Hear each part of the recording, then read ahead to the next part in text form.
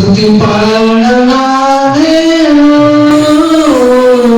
నన్ను కాచే యేసయ్యకు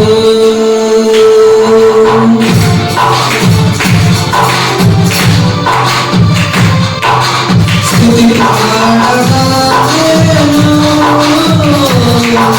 నన్ను కాచే యేసయ్యకు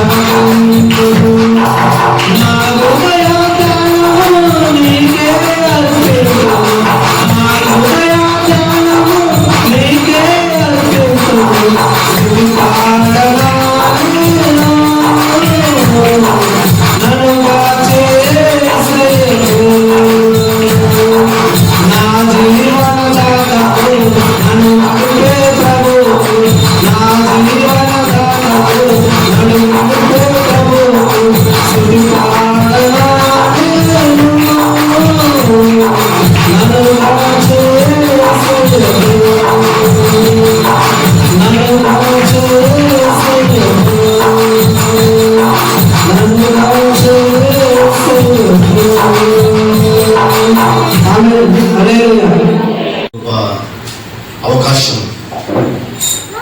దేవుడు ప్రేమించి దేవుడి యొక్క ఏర్పాటులో ఆయన చిత్తం ఉంది. ఆయన దాసు ద్వారా దేవుడి యొక్క అవకాశాన్ని మాకు కల్పించారు. దేవుని దాసులు కూడా ప్రత్యేకమైన యొక్క అవకాశం ఇచ్చినందుకై ఈ సంఘంలో అనేక మంది పాటలు ఉన్నారు, మంచి మంచి పాటలు పాడగలుగున్నాం. అంటే ఒకరికొకరు బాగా పాడుతున్న పాటలు అంటే దేవుడి సంఘం ఎంతగా ఆశ్రయించాడంటే చాలా గొప్ప దేవుడు ఆశీర్వదించాడు. హల్లెలూయా హల్లెలూయా. ఈరోజు మీతో విషయం చెప్పడానికి కష్టపడుతున్నాను. భూమిపైన ఉన్నప్పుడు దేవుని వెతికే వారు అనేక మంది ఉన్నారు. దేవుడిని తెలుసుకోవాలని అనేక మంది ఆశపడుతూ ఉంటారు. కొంతమంది గ్రంథాలను తిరిగేస్తూ ఉంటారు. మరికొంతమంది ఏమో బాగా చదివి దేవుడు అంటే ఏమిటో తెలుసుకుని ఆశపడతా ఉంటారు. అయినప్పుడు కూడాను దేవుడు అర్థమై దేవుని యొక్క సన్నిధిలో ఉన్నప్పటికీ కూడాను మనుషుడు దేవునికి పరిపూర్ణంగా ప్రేమించలేకపోతున్నాడు. దేవుని ఏ విధంగా మనం పరిపూర్ణంగా ప్రేమించగలం? ఈ రోజులలో ఒక సంఘము బాగా అభివృద్ధి చెందింది అని చెప్పుకోవడానికి ఒక 2 రీజన్స్ ఉన్నాయి. ఒక సంఘానికి 100 మంది 150 మంది ఒక 500 మంది వస్తే సంఘం బాగా దీవించబడుతునే వారు ఉన్నారు. కానీ బైబిల్ చెప్తా ఉంది, సంఘానికి సంఖ్య బలం కంటే ఆత్మీయమైన బలము బహు గొప్పది. హల్లెలూయా. ఆత్మీయమైన బలము ఎప్పుడైతే సంఘములో ఉంటుందో అప్పుడు పరిశుద్ధ దేవుడు మన మధ్యలో సంచారం చేశాడంట, గొప్ప కార్యం కూడా జరిగిస్తాడు. హల్లెలూయా. అందుకని ఈ లోకంలో ఉన్న వారందరూ కూడా దేవుని వెతుకువారుగా ఉంటున్నారు, దేవుని ఆరాధించే వారే ఉంటున్నారు. కానీ దేవుని ఆరాధించే క్రమం ఒకటి ఉంది, దేవుని గణపరిచే ఒక క్రమం ఒకటి ఉంది. గమనించండి, దేవుని యొక్క నామానికంట ఎవరు ఎక్కువగా అవమానపరుస్తున్నారయ్యా అని చూస్తే ఈ మధ్యకాలంలో వచ్చినటువంటి ఒక హిస్టరీ ప్రకారం చూస్తే వర్షిప్ లీడర్స్, దేవుని ఆరాధించేవారు వారికి ఇష్టం వచ్చినట్టుగా దేవునికి ఆరాధించి దేవుని మహిమను వారు పొందుకొని దేవుని యొక్క నామాన్ని అవమానపరుస్తున్నారు అంటే క్రైస్తవ వర్షిప్ లీడర్స్. మీరు గమనించండి, మనం యూట్యూబ్ ఓపెన్ చేయడం ఏమొస్తాయి వాడిన సాంగ్స్ కూడా యూట్యూబ్ లో పెడతాం. అంటే ఎవరికి నచ్చినట్టుగా వారు దేవుని ఆరాధిస్తున్నారు. ఏమిస్తున్నట్ట? ఎవరికి నచ్చినట్టుగా దేవుని వారు ఆరాధిస్తున్నారంట. కానీ బైబిల్ గ్రంథంలో ఒక ప్రాముఖ్యమైన విషయాన్ని మీతో పంచుకోవాలని ఆశపడుతున్నాను. చూద్దాం, లూకా సువార్త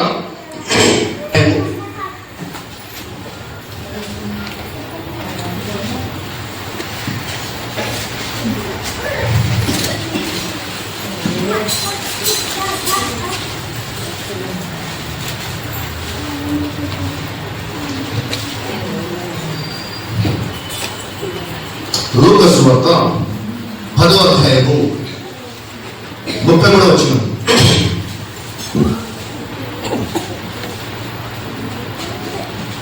అయితే ఒక సమరయుడు ప్రయాణమైపోవచ్చు, అతడు పడి ఉన్న చోటికి వచ్చి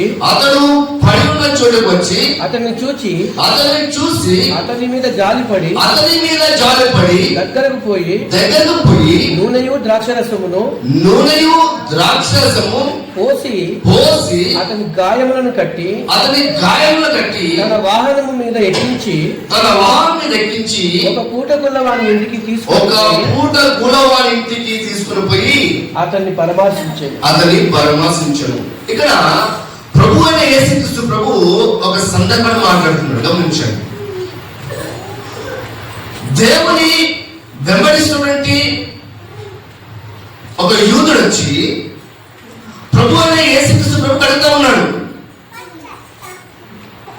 నేను దేవునికి అన్ని చేస్తా ఉన్నాను అన్నప్పుడు ప్రభు అయిన యేసుక్రీస్తు ప్రభు ఒక ఉపమాన రీతిగా ఒక కథ రూపంలో ఒక విషయాన్ని వ్యక్తపరుస్తా ఉన్నాడు.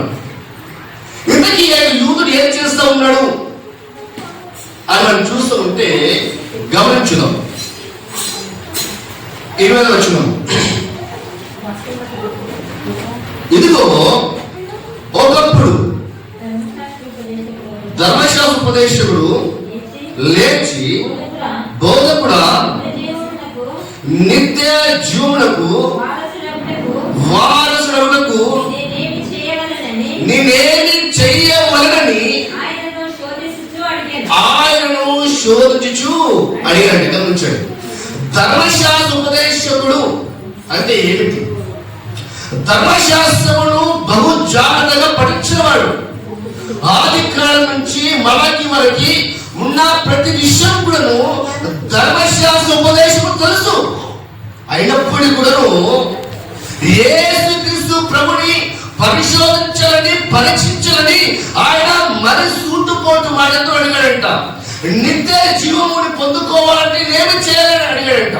అప్పుడు యేసుక్రీస్తు ప్రభు ఒక విషయాన్ని చెప్పడానికి ఆయన ఇష్టపడతా ఉన్నాడు. 26వ వచనం, అందుకు ఆయన ధర్మశాస్త్రం అందు ఏమి వాయబడినది, నువ్వేమి చదువుచున్నావు అని అతను అడగా 20వ వచనం చాలా జాగ్రత్తగా 27, అతడు నీ దేవుడైన ప్రభువును నీ పూర్ణ హృదయంతోను నీ పూర్ణ మనసుతోను నీ పూర్ణ శక్తితోను నీ పూర్ణ వివేకంతోను ప్రేమింపవలని నిన్ను వలె పొరుగువని ప్రేమింపవలని వాయబడమని చెప్పాను.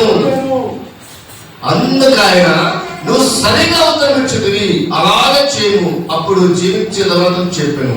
అయితే 29 వచనము ఇచ్చిన సమాధానము చాలా విడ్డూరంగా సమాధానం ఇచ్చాడు ధర్మశాస్త్ర ఉపదేశకుడు యేసు ప్రభు. ఏమి ఇచ్చాడంటే, అయితే తాను నీతిమంతుడు అయినట్టు కనపరుచుకుని కోరి అతడు అవును గాని నా పొరుగువాడి ఎవడని యేసును అడిగాడంట. గమనించండి. హల్లెలూయా. ఇక్కడ ఏదంటమ్మా, పూర్ణ మనసుతో దేవుని ఆరాధిస్తుంట. ఏమిస్తుంటామా? పూర్ణాత్మతో ఏమిస్తుంట? దేవుని ఆరాధిస్తుందంట. పూర్ణ వివేకంతో కూడా దేవుని ఆరాధిస్తుందంట. కానీ ఈ వ్యక్తి ఇంత చేసినప్పుడు కూడాను నిత్య జీవానికి వారసు కాలేకపోతున్నాడు. గమనించండి. ఇక పూర్ణ హృదయముతోను పూర్ణాత్మతో దేవుని ఆరాధిస్తున్నాడు, కానీ నిత్య జీవానికి వారసు కాలేకపోతున్నాడు. అప్పుడు ప్రభు అని యేసుక్రీస్తు ప్రభు ఏమన్నాడంటే, నిన్ను వలె పొరుగువాని ప్రేమించు అన్నాడు. ఏమన్నామా? నిన్ను వలె నీ పొరుగువాని ప్రేమించాడు. అప్పుడు నిన్ను వలె పొరుగువాని ప్రేమించిన మాట ఓల్డ్ టెస్ట్మెంట్ లో ఉంది, లేవి ఇక్కడ రాయబడి వచ్చింది.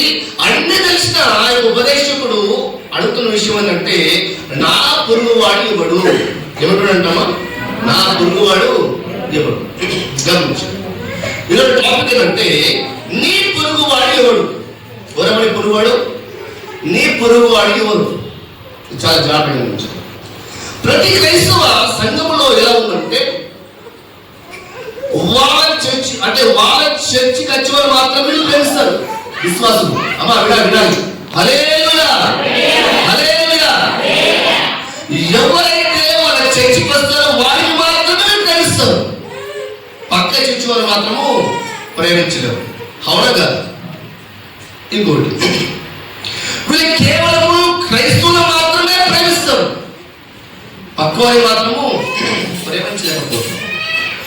ఒకవేళ పక్క వారిని ప్రేమించాలని ఆలోచన ఉన్నప్పుడు వారి వలన ఏమైనా వారిని పొందుకుంటే వారి ముందు గ్రహించి వారిని ప్రేమిస్తాము. హల్లెలూయా. గమనించండి. ఒక పొరుగువారిని ప్రేమించాలి అంటే మనుషుడంట ఆ పక్క వారి ఎదుట నాకేమైనా దొరుకుతుందేమని గ్రహించుతా ఉందని ప్రేమిస్తూ ఉంటాడంట. మీకు చిన్న ఉదాహరణ చెప్తాను. పల్లెటూరులో ఏమవుతుందంటే, ఇంటిలో పసుపు కారం అయిపోతాయి కదా. పసుపు కారం అయిపోయినప్పుడు వారి పిల్లలు పక్క వారి ఇంటికి వెళ్తారు. వెళ్ళి చాలా ప్రేమతో మాట్లాడతారు. ఏం చేస్తారు? చాలా ప్రేమతో మాట్లాడతారు. మాటల్లో ఏమంటారంటే, అక్క కొంచెం ఇంట్లో కారం అయిపోయింది అక్క అంటారు. ఏమంటారు? అక్క కొంచెం కారం అయిపోయింది ఇస్తావా అంటారు. ఆ యొక్క మాటల్లో, ఆ యొక్క సంభాషణలో ఉప్పు వేసినట్టుగా ప్రేమించినట్టుగా మాట్లాడబట్టి అలెక్స్ అంటే కారపొడి కూడా ఇచ్చేస్తారు. అదేవిధంగా క్రైస్తవులు కూడా ఎలా చేస్తున్నారంటే, వారికి ఏమైనా దొరుకుతుందేమని గ్రహించి ప్రేమిస్తున్నారు. అది ప్రేమ కాదు. హల్లెలూయా. ఎగ్జాంపుల్, అవా చిన్న ప్లీజ్ ఏ చిన్న నా కూర్చో. గమనించండి. ఇప్పుడు ఇంకో సంగతి వచ్చాను. ఈ సంగతి వచ్చి దేవుని సేవకులను ప్రేమిస్తా ఉన్నాం. దేవుని సేవకులు నాకెందుకు ప్రేమిస్తున్నాడు ఆ విషయాన్ని చాలా జాగ్రత్తగా గమనిస్తే, దేవుని సేవకునికి నాకు మధ్య దేవునికి వాక్యం కనుకనే ప్రేమిస్తున్నాడు. హల్లెలూయా. దేవుని సేవకులను ఎప్పుడు చూడలేదు వరకు కనుక ఇది వరకు చూడలేదు. మేము ఎప్పుడు చూసుకున్నామంటే ఉదయకాలం చూసుకున్నాం. ఎప్పుడు చూసుకున్నాము? ఉదయకాలం అని చూసుకున్నాం. మేము ఎలా కలుసుకున్నామంటే దేవుడి యొక్క వాక్యం ద్వారా దేవుడి యొక్క ప్రేమను కలుసుకొని ఆ ప్రేమను క్రియ రూపంలో చూపించాలని ఒక కార్యక్రమం చేస్తాం. హల్లెలూయా, హల్లెలూయా. అదేవిధంగా మన జీవితంలో దేవుని యొక్క ప్రేమ నిజంగా వ్యక్తపరచాలంటే క్రియ అవసరం. ఏమవసరము? క్రియ అవసరం. ఏమవసరమా? క్రియ అవసరం. కొంతమంది ఏం చేస్తారంటే, ఒక పిచ్చిగాడు రోడ్డు పైన అనుకోండి, రోడ్డు పైన ఉంటే మన క్రైస్తవులు ఏం చేస్తారంటే, వాడు వాడుకోలేని బట్టలు, వాడికి అనవసరమైన బట్టలు, వారు అదనుకున్న బట్టలు తీసుకెళ్ళి ఎవరిస్తారంట? భిక్షకిస్తాడు. ఏమిస్తారమ్మా? భిక్షకిస్తాడు. అది ప్రేమించడం కాదు. నీకు అవసరం లేదు కనుక ఇచ్చు అంటే అది ప్రేమ కాదు. బైబిల్ ఏం చెప్తుందంటే, నిన్ను వలే నీ పొరుగు వారిని ప్రేమించు. నీకు నువ్వు ఏ విధంగా ప్రేమించుకుంటున్నావో, నువ్వు ఎలాంటి బట్టలు తెచ్చుకోవాలనుకుంటున్నావో అలాంటి బట్టలకి అంట నీ పొరుగును కూడా ఇవ్వాలంట. హల్లెలూయా, హల్లెలూయా. అయితే ప్రభు ఒక ఉపమానం చెప్తున్నాడు. ఆ ఉపమానం చాలా జాగ్రత్తగా ఎక్స్ప్రెస్ చేయాలి. ఆయన చెప్పిన విషయం అంటే, యెరికో పట్టణం నుండి యెరూషలేము వరకు ఒక వ్యక్తి నడుస్తూ వెళ్తున్నట. నడుస్తూ వెళ్తున్న సమయంలో దొంగలు వచ్చి ఆయన కొట్టారంట. కొట్టి ఆయన కింద పడిపోగానే ఆయన దగ్గర ఏవైతున్నాయో అవన్నీ కూడా దొంగలించారంట. ఏం చేశారంట? దొంగలించారంట. వాటికి ఎలా కొట్టారంటే ఒక చిన్న విషయం చెప్తాను వినండి. లూకా సువార్త 10వ అధ్యాయము 30. అందుకు యేసు ఇట్లనెను, ఒక మనుషుడు యెరూషలేము నుండి యెరికో పట్టణమునకు దిగి వెళ్ళుచు దొంగల చేతిలో చిక్కెను. వారి అతని బట్టలు దోచుకొని అతను కొట్టి కొర ప్రాణంతో విడిచిపోయేది. గమనించారు. దొంగలంట, అమ్మా దొంగలంట ఆయన పట్టుకున్నారంట. పట్టుకొని ఏమిసంట? ఫస్ట్ కొట్టారంట. ఏమిసమా? కొట్టారు. కొట్టిన తర్వాత ఆయన నుంచి ఏం తీసుకున్నారంట? గమనించారు. ఏమి తీసుకున్నారంట? ఆయన బట్టలు తీసుకున్నారంట. బట్టలు తీసుకున్నారంట. గమనించండి. సాతాను క్రైస్తవునికి అనేక రకమైన శోధన తీసుకొచ్చి, అనేక రకమైన ఇబ్బందులు తీసుకొచ్చి, వారికి అనేక రకాల ఇబ్బంది పెట్టిన తర్వాత ఆ మనుషులంట కింద పడిపోతారు. ఆత్మీయంగా కింద పడిపోయినప్పుడు వారిలో నుంచి రక్షణ వస్త్రం రావడానికి ప్రయత్నం చేశారు. హల్లెలూయా. గమనించాలి. ఎందుకంట రక్షణ వస్త్రము లాగడానికి ప్రయత్నము చేస్తాడంట. ఎప్పుడైతే వ్యక్తి ఆ వస్త్రమును తీసేస్తారో, ఆ వస్త్రమును దొంగిలించారో, ఆ వ్యక్తి ఎలా ఉంటాడమ్మా? ఎలా ఉంటాడు చెప్పాలి. ఎలా ఉంటాడు? దిగంబరిగా ఉంటాడు. ఎలా ఉంటాడమ్మా? ఎలా ఉంటాడు? దిగంబరిగా ఉంటాడు. గమనించండి జాగ్రత్తగా. అయితే వాక్యం చదివితే ఆయన కొట్టి ఆయన బట్టలు తీసుకుని వెళ్ళిపోయినట్టు ఉంది. ఆయన ఎలా నడిపోయినా ఆయన స్థితి బాగలేదు. ఆయన ఎలా అంటే కొర ప్రాణంతో విడిచిపెట్టి వెళ్ళిపోయారంట. ఎలా వెళ్ళిపోయినట్టమ్మా? కొర ప్రాణంతో విడిచిపెట్టి వెళ్ళిపోయారంట. దాని అర్థం ఏంటంటే ఆయన చాలా వరకు వెళ్ళిపోతూ వచ్చాడు. కొర ప్రాణం అంటే ఏంటి? ఇంకొక నిమిషం చనిపోతాడేమో, ఇంకొక వందలో చనిపోతాడేమో. దానికి ఏమంటే మనము కొర ప్రాణము అంటాం. ఏమంటామా? కొర ప్రాణము అంటాం. హల్లెలూయా. ఆ స్థితిలో ఉన్నప్పుడు, ఆ స్థితిలో వ్యక్తి రోడ్డు పైన పడి ఆయన ఏడుస్తూ వందనాడుస్తూ ఉంటే ఆ యొక్క చోటు నుంచి ఇద్దరు వెళ్తున్నారంట. ఒక ఆయనేమో లేవీయుడు. ఎవరంట? లేవీయుడు. ఈ లేవీయుడు ఎవరంటే దేవుని ఆరాధించేవాడు. ఎవరంట? ఎవరంటవా? దేవుని ఆరాధించేవాడు. దేవుని ఆరాధించిన దేవుడు ఆ యొక్క మానవుడు వెళ్తా ఉన్నాడంట. వెళ్తున్న సమయంలో ఆ యొక్క పడిన వ్యక్తి చూసి చూడనట్టుగా వెళ్ళిపోయాడంట. గమనించారు ఏం చేశాడమ్మా? చూసి చూడనట్టుగా వెళ్ళిపోయాడు. ఇక్కడ ఈ యొక్క లేవి అనే వ్యక్తి ఒక పనిని దేవుని ఆరాధించడం, దేవుని యొక్క పనిని జరిగించడం. అదే విధంగా లేవీయుడు దేవుని ఆత్మతో సత్యముతో ఆరాధించినప్పటికీ కూడా ఏం చేయలేకపోతున్నాడట? నిన్ను వాళ్ళని పొరుగు అని ప్రేమించలేకపోతున్నాడు. హల్లెలూయా, హల్లెలూయా. లేవీయుడు అనేవాడు దేవుని ఆరాధించేవారు. ఓటేశ్వరులు గమనిస్తే దేవుని ఆరాధికులు వారు, దేవుని చేత ఏర్పరచబడిన జనగం వారు. అయినప్పటికీ కూడా ఆ వ్యక్తి కింద పడి చూసినప్పటికీ చూడండి, యాజకుడు పనేమిటి? యాజకుడు పనేమిటి? యాజకుడు పనేమిటి అంటే మనుషునికి దేవునికి మధ్య నుండి దేవుని యొక్క కార్యము జరిగించేవాడు. హల్లెలూయా. అంటే ఈ యొక్క యాజకుడు అనేవాడు దేవుని యొక్క స్వరము వినేవాడు, దేవుని యొక్క చిత్తము గ్రహించేవాడు, దేవుని ఉద్దేశము తెలుసుకునేవాడు. అలాంటి యాజకుడు కూడా ఆ యొక్క ప్రదేశం నుంచి వెళ్తున్నాడంట. వెళ్తున్న సమయంలో కూడా ఈ యొక్క యాజకుడు ఏం చేసినట్ట? చూసి చూడట్టుగా వెళ్ళిపోయాడు. గమనించాడు. యేసు ప్రభు చెప్పిన విషయం ఏంటంటే, నువ్వు పూర్ణాత్మతో దేవుని ఆరాధిస్తున్నావు, నీ పూర్ణ మనసుతో దేవుని ఆరాధిస్తున్నావు, నువ్వు అన్ని రకాలుగా దేవుని ఆరాధిస్తున్నావు, కానీ నీకు కదుగుంది. అదేంటంటే నిన్ను వాళ్ళని పొరుగుని ప్రేమించలేకపోతున్నావు. సంఘంలో భాగం అంటే మన పొరుగుని ప్రేమించి మనం మర్చిపోయారు. అందును బట్టి మన దేవుని యొక్క ప్రేమను వ్యక్తపరచకపోలేకపోతున్నాం.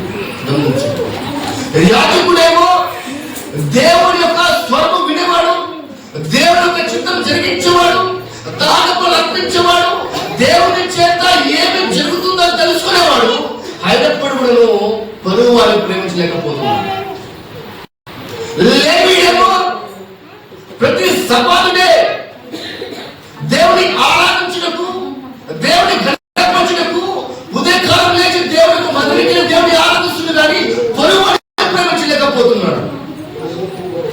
మరి ఎంత కాలము దేవుని ఆరాధించినా, ఎంత కాలము దేవుని గణపరిచినా, మన పొరుగు వారిని ప్రేమించుకుంటే మనము నిత్య జీవానికి వారసులము కాలేమంట. హల్లెలూయా, హల్లెలూయా, హల్లెలూయా. ఒక 9 సంవత్సరాలు విశ్వాసంగా ఉంటున్నాను, నేను బాప్తిసం తీసుకున్నాను. అక్కడ వాక్యం ఉంటున్న సమయంలో ఒక్కడొక రోజు 2021 సంవత్సరం డిసెంబర్ 31 నైట్, అంటే వాచ్ నైట్ సర్వీస్ ఉంటుంది కదా, ఆ సమయంలో ఇంచుమించు 10,000 మంది వచ్చే సమయంలో కూర్చున్నాను. నేను కూడా ఆ రోజు వాక్యం విన్నాను. ఆ రోజు వాక్య ఉపదేశకులు అంటే తిరుపతి జయరాజ్ గారు, మీకు తెలిసి ఉంటారు. తిరుపతి జయరాజ్ గారు ఆయన వాక్యం చాలా గొప్పగా బోధించాడు. ఆ వాక్యం ఎంతగా బలపరచబడ్డారు. ఉదయకాలం 5 గంటలకు అందరూ కూడా ఎండకి వెళ్ళిపోతారు కదా, ఆ సమయంలో నేను కూడా ఆ యొక్క మన నుంచి బయటకు వస్తుంటే ఒక విశ్వాస కూతురు పాపం ఇద్దరు కూడా త్వరగా చేసి ఆ గేట్ ముందు వచ్చి నిలబడతాడు అనుకుంటున్నారు. హల్లెలూయా. ఏమిటమ్మా, ఇద్దరు రచించేస్తారు, గేట్ ముందు వచ్చి అడుగుతున్నారు. వాళ్ళు అడుగుతుంది విశ్వాసం గమనించి అందరూ గమనించి, కానీ ఎవరు కూడా సహాయం చేయలేకపోయారు. ఏం చేయలేకపోయారు? సహాయం చేయలేకపోయారు. రాత్రి కాలం అంతా కూడా ఎన్ని వరకు దేవుని ఆరాధించాము, దేవుని స్తుతించాము, దేవుని ఎక్కడైనా గణపరచము, కానీ మన పక్క వాళ్ళని ప్రేమించలేకపోతున్నాం. నేను కూడా చూసినట్టుగా బస్ స్టాండ్ లో ఉండి నీ బస్ కోసం ఎదురుస్తున్నప్పుడు దేవుడు నాకు వాగ్దానం జ్ఞాపకం, వాక్యం జ్ఞాపకం ఇస్తాను. నేను తిరిగి ఆ గేట్ కిందకి వెళ్ళి నా దగ్గర డబ్బులంతా కూడా పాపకి ఇచ్చి, ఆ పాప చలికాలము మేబీ ఇదే సమయం లాస్ట్ మంత్, ఆ చలికాల పాప అనుకుంటుంది. ఆ పాపకి అమ్మ ఏ డబ్బులు తీసుకొని మంచి బట్టలు అనుకుని చెప్పేసి నేను ముషాబాద్ నుంచి దిల్షా వరకు నడుచుకుని వెళ్ళిపోయాను. ఆ సమయంలో దేవుడితో మాట్లాడుతూ వచ్చాడు. ఆ సమయంలో నేను రోడ్డుపై నడుస్తూ ఉంటే చాలా మంది కూడాను దుప్పట్లు లేక రోడ్డు పైన అనేక మంది బాధపడుతున్నారు. ఆకలి కేకలతో అనేక మంది యాత్ర కోసం ఎదురు చూస్తూ ఉన్నారు.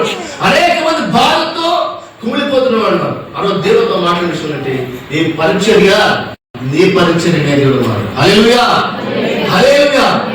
అందుకే మేము ఎట్లయితే నేను ప్రతి నెల రోడ్డుపై ఉన్న వారికి, ఎవరు పట్టించుకునే వారికి, కొంతమందికి గడ్డాలు సరే పెరిగిపోయి బట్టలు సరే లేకపోయినప్పుడు వారిని ప్రేమించు, మేము వారి దగ్గరికి వెళ్ళి వారితో మాట్లాడి కటింగ్ చేసి బట్టలు ఇచ్చి సారి చేయించి వస్తూ ఉంటాం. గమనించండి, నేను చాలా చిన్న విషయం కదా బ్రదర్ చెప్తున్నప్పుడు గమనించండి. ఒక వ్యక్తి 2 సంవత్సరాలు బయటపోకుండా అలాగే ఉన్నాడు. అమ్మా వినండి, ఒక వ్యక్తి 2 సంవత్సరాలు బయటపోకుండా అలాగే ఉన్నాడు. అప్పుడు ఏమవుతుంది? మనిషికి దుర్వాసన. ఏమవుతుంది? దుర్వాసన. ఎప్పుడైతే వ్యక్తి మనం సాయం చేస్తుంటామో ఆ యొక్క వాసన తట్టుకోలేక కొన్నిసార్లు వాకింగ్ తీసుకోవడానికి ప్రయత్నము చేస్తారు. దానికి కారణం ఏమిటంటే నిన్ను వాళ్ళని పొరవని ప్రేమించాలి. వాక్యం ద్వారా మాత్రం కాదు, పాటల ద్వారా మాత్రం కాదు. మరొకటి ఉంది అక్కడ, నిన్ను వాళ్ళని పొరుగు అని ప్రేమింపవాలని. ఎందుకోసమని యేసుక్రీస్తు ప్రభు యొక్క విషయాన్ని వాళ్ళు చెప్తూ వచ్చాడు అంటే, యూదులంట పొరుగు వారు కూడా వాళ్ళు టచ్ చేయాలి. ఏం సార్ యూదులు కదా, యూదులు పక్క వాళ్ళతో కూడా వాళ్ళు మాట్లాడడానికి ఇష్టపడరు. అలాంటి యూదులకి ప్రభు అని యేసుమని చెప్తున్నాడు, అయ్యా మీరు దేవుని ఆరాధిస్తున్నారు, దేవుని గణపరుస్తున్నారు, కానీ మీరు నిజంగా ప్రేమించలేకపోతున్నారు అంటున్నారు. గమనించండి, మనలో మన ఇంటి పక్క అనేక మంది కూడా బాధపడుతుంటారు. అనేక మంది కూడా బియ్యం లేక ఏడ్చే చాలా మంది ఉన్నారు. అనేక మంది కూడా బట్టలు లేక ఏడ్చే చాలా మంది ఉన్నారు. అవును కదా? అది తెలిసినప్పుడు కూడాను మనం సాయం చేయలేకపోతాం. చేసామా? కానీ బైబిల్ గ్రంథం చదివిస్తుంది, పొరుగు అని ప్రేమించుకోవాలని. ఎందుకంట పొరుగు అని ప్రేమించుకోవాలి. అప్పుడు యాజకుడు లేవి ఇద్దరు కూడాను ఆ యొక్క మార్గం కూడా వెళ్తూ ఉన్నారు. వెళ్ళినప్పుడు కూడాను ఆయన పట్టించుకోలేదంట. కానీ ఒక మంచి సమానుడు, ఎవరటమ్మా? ఒక మంచి సమానుడు మార్గం కూడా వెళ్తూ ఆ వ్యక్తిని చూసి ఆ వ్యక్తి పెట్టేసంట జాలి పడ్డాడు. ఎందుకంటమ్మా? జాలి. ఇక్కడ చాలా ప్రాముఖ్యమైన విషయం ఏంటంటే, క్రైస్తవ లోకంలో జాలి గుణము తక్కువైపోయింది. ఏమైందమ్మా? ఏం తక్కువైపోయింది? జాలి గుణము తక్కువైపోయింది. క్రైస్తవ లోకంలో సంఘములో జాలి గుణమున్నప్పుడు, ఆ యొక్క గుణగణాలు మనం ఉన్నప్పుడు మన పొరుగువారి గురించి ఆలోచిస్తాం. హల్లెలూయా, హల్లెలూయా. ఆయన జాలి పడ్డాడంట. ఏం చేశాడమ్మా? జాలి పడి ఆయన యొద్దకు వెళ్ళి, ఏం చేశాడంట? పడిన వారి యొద్దకు వెళ్ళి, పడిన వాడి ఎందుకు వెళ్ళాడు అంటే, పడిన వాడు ఈయనకు రాలేడు, కానీ ఈయనే ఆయనకు వెళ్ళాడు. ఎప్పుడైనా క్రైస్తవులకు వెళ్ళాలంటే వారే మనకు రావాలి, మన మాత్రము వారికి వెళ్ళలేకపోతున్నాం. అమ్మా గమనించాలి, వారే మన ఎందుకు రావాలి, కానీ మన మాత్రము వారికి వెళ్ళలేకపోతుంది. కానీ బైబిల్ చెప్తా ఉంది, మనమే వారికి వెళ్ళాలి. హల్లెలూయా, మనమే వారికి వెళ్ళాలి. ఒక సమరయుడు ఆయన వెళ్ళి ఆయన జాలిపడి ఆయన గాయములు కడిగాడంట. గాయములు కడిగాడంట. ఆ గాయములు కడిగి ఆ గాయములు కట్టి అంట తన యొక్క వాహనం పైన ఎక్కించుకొని వెళ్ళిపోయాడు. గమనించాడు, కింద పడిన వాడిని ప్రేమించాడు, ఆ పడిన వాడి యొక్క గాయములు కడిగాడు, నూనె పోసాడు. కట్టిన వ్యక్తి ఏం చేశాడంటే తనకు వాహనం మీద ఎక్కించుకొని వెళ్ళిపోయాడు. గమనించాడు, మంచి సమరయుడు ఆ వ్యక్తిని తీసుకొని యెరూషలేము వైపు వెళ్తున్న సమయంలో ఇంచుమించు యెరికో నుంచి యెరూషలేము వరకు హిస్టారికల్ గా 17 మైల్స్ అంటే అప్రాక్సిమేట్లీ 40 కిలోమీటర్ల దూరం అంటే ఆ వ్యక్తి తీసుకొని వెళ్తూ వచ్చాడు. గమనించండి, ఆ వ్యక్తి వ్యక్తి యొక్క వాహనం ఎక్కినప్పుడంట ఆ వ్యక్తి ఎవరైతే గాయపరచబడుతూ వచ్చాడో ఆ వ్యక్తి యొక్క మూలుగు అంటే వ్యక్తి వినండి. ఏం చేశాడంటే మూలుగు అంటే బాధ ఈ వ్యక్తి గమనించాడంట. హల్లెలూయా. గమనించి ఇంకా కనికరం పెట్టాడంట. ఎంతగా బాధపడుతున్నాడే, ఇంతగా అంగలాడుతున్నాడే అని చెప్పేసి ఒక వైద్యుని దగ్గరికి తీసుకోవాలని ఆశపడ్డాడంట. హల్లెలూయా. అందుకనేనా పూలవాడి దగ్గరికి వెళ్ళి ఆయన అప్పగించాడు. అప్పగించి ఏం చేశాడంట, తన దగ్గర ఉన్న ధనం తీసి ఆ పూట గులవాడి దగ్గరికి ఇచ్చి ఈయన బాగుగా చూసుకుని చెప్పుకోవచ్చు. క్రైస్తవుడు అనేవాడు, మళ్ళీ చెప్తున్నాం, క్రైస్తవుడు అనేవాడు అడుక్కునేవాడు ఉండకూడదు, ఇచ్చేవాడిగా ఉండాలి. హల్లెలూయా. హల్లెలూయా. క్రైస్తవుడు అనేవాడు ఎలా ఉండాలంట, అడుక్కునేవాడిగా ఉండకూడదు, ఇచ్చేవాడిగా మాత్రమే ఉండాలి. అందుకని యేసుక్రీస్తు ప్రభువు అంటాడు, మీరు వరదిన ప్రతి ఇచ్చుట మాత్రము ముందు ఉండాలని చెప్తాడు అపొస్తలుడు పౌలు. కాబట్టి దేవుని సేవలు మనవంతుగా మన సాధన అందించే వారిగా ఉండాలి. మన ప్రతి పైసా కూడా మన పొరుగు వారిని రక్షించే విధంగా మనము ఉండాలి. ప్రభు అని యేసుక్రీస్తు ప్రభువు యొక్క మాటలు చెప్పినప్పుడు ఆ వ్యక్తి విని యేసుక్రీస్తు పైన ద్వేషము పెంచుకున్నాడట. హల్లెలూయా. హల్లెలూయా. దేవుని ఆరాధించడము, దేవుని గణపరచడము ఈ రోజుల్లో బహు సులభమైపోయింది.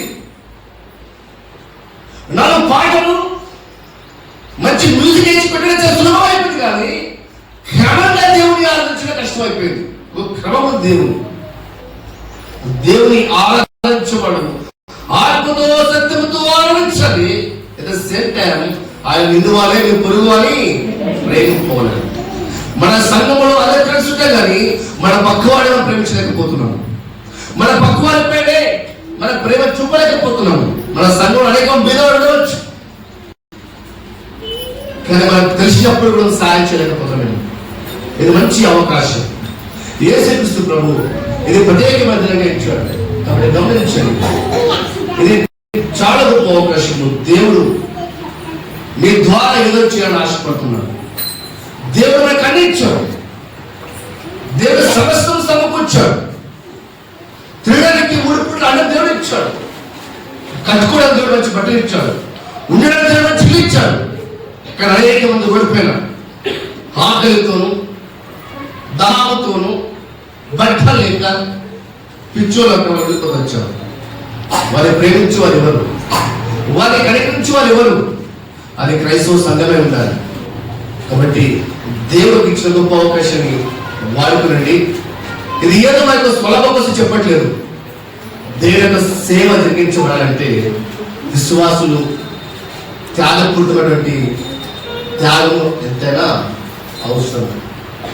కాబట్టి ఎగ్లెసర్ మినిస్టర్ ద్వారా జరుగుతున్న ప్రతి కార్యక్రమం ఉదయకాలం వదులుకొని ఉదయకాలము 5 గంటల నుంచి ఉదయకాలం 7:30 వరకు సికింద్రాబాద్ ప్రాంతంలో బ్యాలెన్స్ శుభ్రత చేస్తాం. బ్యాలెన్స్ శుభ్రత చేస్తాం. అక్కడ బ్యాలెన్స్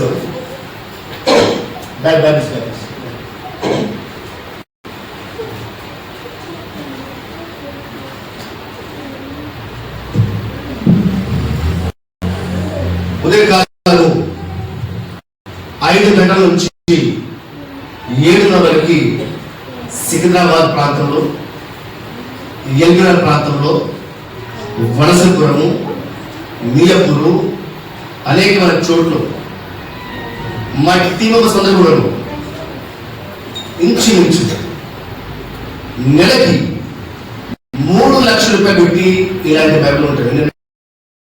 3 లక్షల రూపాయలు పెట్టి ఇలాంటి బైబిల్ మేము కొంటాము.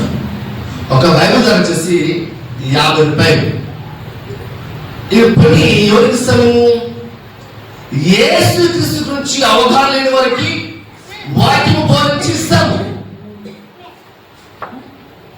గమనించండి, ఒక కరపత్రం ఇవ్వాలని కూడా ఎంతో వెల మనం చేయలేకపోతున్నాడు. మనం మాత్రము తనంతో మన ధనము దేవుని కోసం వాడుకోవడానికి ఇది మంచి అవకాశం. గమనించండి, ఎబ్నేజర్ మిషన్ ఉంది, ఎబ్నేజర్ ఫౌండేషన్ ఉంది, ఎబ్నేజర్ మినిస్ట్రీస్ ఉంది. మేము అన్ని రకాలుగా పరిచయం చేస్తా ఉన్నాం. ప్రతి పరిచయం మేము ఏం ఆశించాము. నేను సేవకులకు చెప్పాను, బ్రదర్ మేము మాకు ఏమి ఇవ్వదని చెప్పాను. నేను ఏమి ఇవ్వద్దని అడిగాను సేవకులు, కానీ మేము ఏమి ఇవ్వదని అడిగాం. కానీ మీరు సంఘర్షణ మాత్రం ఇవ్వడానికి ఇష్టపడితే తీసుకుంటామని చెప్పాను. మీరు సంఘర్షణ మాత్రం ఇస్తుంటే మీరు తీసుకోవడానికి ఇష్టపడమని చెప్పాను. కాబట్టి గమనించండి, మీ వంతుగా ఒక్కరికే సహాయం చేయండి. ఇది బిజినెస్ కాదు, ఇది వ్యాపారం కాదు. ప్రతి రూపాయి దేవుని కొరకే మీకు ఖర్చు పెడతాం. అనేక మంది ఆహారం లేక అక్కడి నుంచి అనేక మంది ఉన్నారు. కొంతమంది బట్టలేక ఏడ్చు అనేక మంది ఉన్నారు. కొంతమంది వాళ్ళ జీవితంలో బయట చెప్పలేక విధవరాలు, భర్త లేని వారు అనేక మంది పాపం వాళ్ళు మిగిలిపోతున్నారు. వారికి ఆదుకోవాల్సిన సమయం కనుక మీరు కూడా వాక్యం ద్వారా బలపరచబడితే మీరు కూడా సాయం చేయండి. ఒకవేళ సాయం చేయాలని ఆలోచన ఉంటే మా యొక్క టీం మెంబర్స్ ఉన్నారు, వాళ్ళ దగ్గరికి వెళ్తే మీరు ఇచ్చిన ప్రతి రూపాయి కూడా రాసి మీరు ఇచ్చిన వెరిఫికేషన్ రాసుకుని మీ పర్సనల్ ప్రార్థిస్తాము. అంతేగాని మీరు కూడా మాతో కలిసి సేవ చేయొచ్చు. దీన్ని ఎలాంటి శ్రద్ధ ఉండము. ఏదే డినామినేషన్ పెద్ద కొత్త సిఎస్ఐ రకాలు వస్తాం. ఎందుకంటే దేవుని సేవలో మాత్రము అందరూ కూడా ముందుకు వెళ్ళాలనేది ఒక భాష. ఎందుకంటే దేవుడి అవకాశం బట్టి యొక్క మాటను బోధిస్తున్నాము. వాక్యాన్ని దీపించి ఆశీర్వదించుగాక. అందరికీ